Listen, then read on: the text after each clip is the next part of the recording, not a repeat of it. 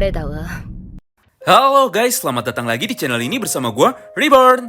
Buat yang baru gabung, jangan lupa dibantu like dan di-subscribe ya. Manga Bakuantam Tokyo Revengers lagi-lagi minggu ini harus mengalami penundaan jadwal rilis atau libur. Yang harusnya sudah terbit pada tanggal 29 Desember besok, tapi kali ini harus mundur selama 1 tahun ke tanggal 4 Januari 2022. Sekedar informasi, tidak hanya manga Tokyo Revengers saja yang mendapatkan jatah libur Natal dan Tahun Baru. Tapi semua manga yang rilis di majalah yang sama, yaitu Shonen Weekly Magazine juga mendapatkan jatah liburan Natal dan Tahun Baru. Semua manga tersebut baru akan dirilis kembali secara serentak pada tanggal 4 Januari nanti. Tapi tenang saja, meskipun sama sekali tidak ada chapter terbaru minggu ini, serta tidak ada bocoran terbaru dari manga Tokyo Revengers chapter 236, namun kami sudah menyiapkan sebuah pembahasan lain yang tidak kalah menariknya. Yang pertama adalah mengenai sebuah hal yang sudah sering sekali ditanyakan pada kolom komentar Ojisan, dan juga sudah lama di-request oleh teman-teman semua, yaitu mengenai bagaimana nasib dari Hanemiya Kazutora pada periode waktu tahun 2008 ini. Apakah ada kemungkinan Kazutora bisa bebas dan membantu Hanagaki Takemichi dalam misinya untuk mengalahkan Sano Manjiro? Kemudian yang kedua, mengenai postingan terbaru pada akun Twitter resmi Ken Wakui Sensei. Dan yang terakhir adalah kabar buruk mengenai perselingkuhan seiyu dari Draken, yang akhirnya berdampak terhadap jadwal penayangan dan juga proses produksi dari anime Tokyo Revengers season keduanya. Oh iya, semua pembahasan yang ada pada video kali ini bersumber langsung dari postingan di akun Twitter resmi milik Ken Wakui Sensei, bukan dari fanarts. Oleh karena itu, tanpa berlama-lama lagi, buat kalian yang tetap tertarik dengan semua pembahasan kami kali ini, kalian bisa simak terus ya video ini sampai habis. Kita mulai dari pembahasan yang pertama, yaitu mengenai bagaimana nasib dari Hanemiya Kazutora. Seperti yang kita ketahui bersama, jika pada akhir arc Valhalla, Kazutora akhirnya memilih untuk tinggal dan mempertanggungjawabkan semua perbuatannya dalam tragedi penusukan Keisuke Baji. Akibatnya, Kazutora pun harus mendapatkan hukuman penjara selama 10 tahun, mulai dari tahun 2006 sampai dengan tahun 2016. Nah, ada sesuatu yang sangat menarik di sini. Jika kita pelajari dan kita cari tahu lebih dalam lagi, ternyata hukum di Jepang itu tidak sama dengan hukum di Indonesia. Di Jepang dan juga Korea Selatan, semua tindakan kriminal yang dilakukan oleh anak di bawah umur atau anak usia 18 tahun ke bawah tidak bisa dihukum atau tidak akan mendapatkan masa hukuman tetap seperti orang dewasa pada umumnya. Hal ini bisa kita lihat dari potongan pernyataan singkat berikut. Selama ini, usia di bawah 20 tahun masih dikeluarkan dari hukuman pidana. Semua anak di bawah usia dewasa akan dihukum atau masuk ke tahanan rumah anak nakal dan tidak dipenjara, termasuk anak yang melakukan tindak kriminal pembunuhan, sebagaimana tercatat dan diatur dalam Undang-Undang Kepemudaan Juvenil. Atau jika kita sederhanakan, menggunakan bahasa yang lebih mudah dimengerti, artinya seperti ini. Semua anak di bawah umur yang melakukan pelanggaran hukum sampai dengan membunuh tidak akan bisa dipenjara. Sebagai gantinya, mereka akan menjadi tahanan rumah atau masuk ke lembaga rumah tahanan anak yang disebut Juvenile Reform School. Dan ketika anak tersebut sudah berusia 18 tahun, maka akan dilakukan evaluasi ulang. Jika dalam masa rehabilitasi, anak tersebut menunjukkan perubahan perilaku yang baik dan terbukti tidak benar-benar bersalah atas tuduhan sebelumnya, maka ketika usia 18 tahun, anak tersebut akan dibebaskan.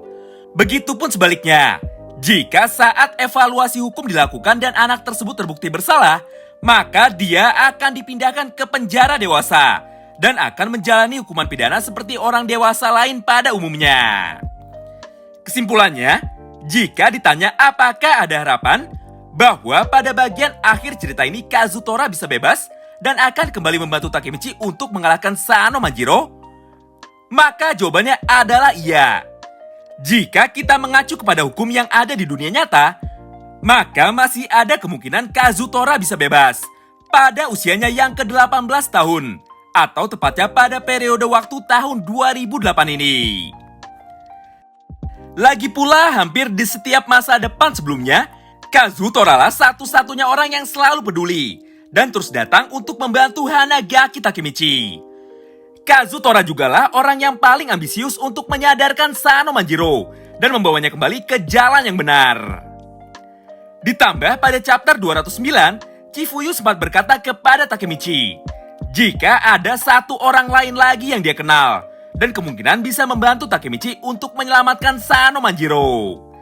Namun sebelum Chifuyu menyelesaikan kalimatnya, tiba-tiba ucapannya terpotong karena dia sadar jika saat itu sudah waktunya dia masuk kerja.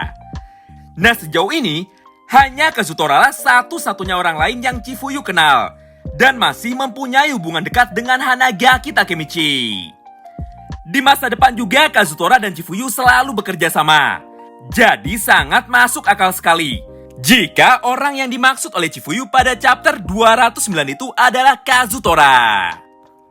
Bukan sebuah hal yang mustahil ketika pada final battle nanti Kazutora pun akan datang dan menjadi salah satu bagian dari aliansi baru yang akan dibentuk oleh Hanagaki Takemichi.